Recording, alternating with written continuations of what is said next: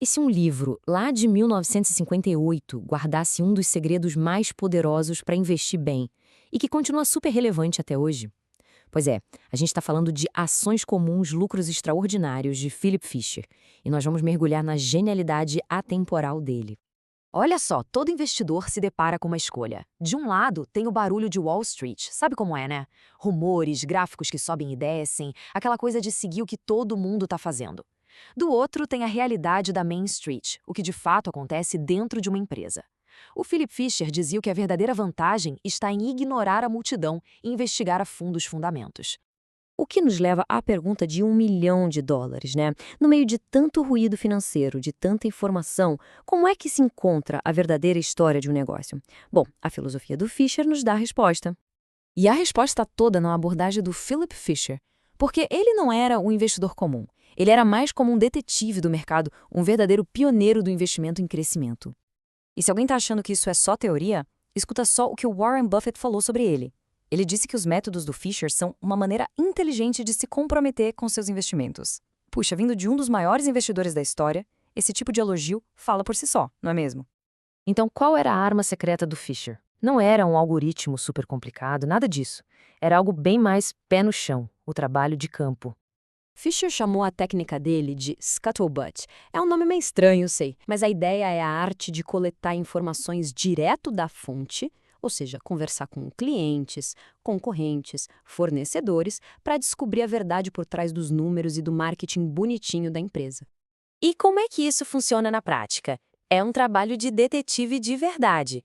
Primeiro, conversar com os concorrentes para entender o cenário geral. Depois, entrevistar os clientes para sentir a real satisfação deles. Aí, consultar os fornecedores para ver como anda a saúde da cadeia de produção. E, por fim, ouvir ex-funcionários para ter aquela visão de dentro, sem filtros, sobre a cultura da empresa. E essa abordagem não é só um papo furado. Pensa só naqueles escândalos gigantes, como Enron e WorldCom. Se os investidores tivessem feito esse trabalho de campo, eles teriam descoberto que a realidade da empresa era um castelo de cartas muito antes de tudo desmoronar. Ok, depois que as pistas foram coletadas com os Scuttlebutt, o Fisher nos dá uma estrutura para analisar tudo. Os seus famosos 15 pontos. Mas calma, não é para pensar nisso como uma lista chata de tarefas, e sim como um roteiro para investigação. É como essa árvore. Os 15 pontos do Fisher nos ensinam a olhar além das folhas, que balançam com qualquer ventinho do mercado, e a analisar as raízes profundas que sustentam um negócio no longo prazo. A investigação começa com o negócio. O Fisher nos faz perguntar: a empresa tem uma posição de mercado forte, um diferencial? Ela investe em pesquisa para não ficar para trás no futuro? E, muito importante, a equipe de vendas consegue transformar a inovação em lucro de verdade? Porque não adianta ter um melhor produto se ninguém compra, né? Em seguida, a gente investiga as pessoas.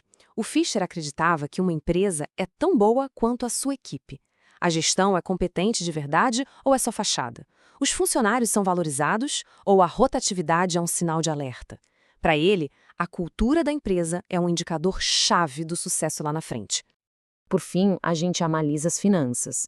A empresa tem margens de lucro boas?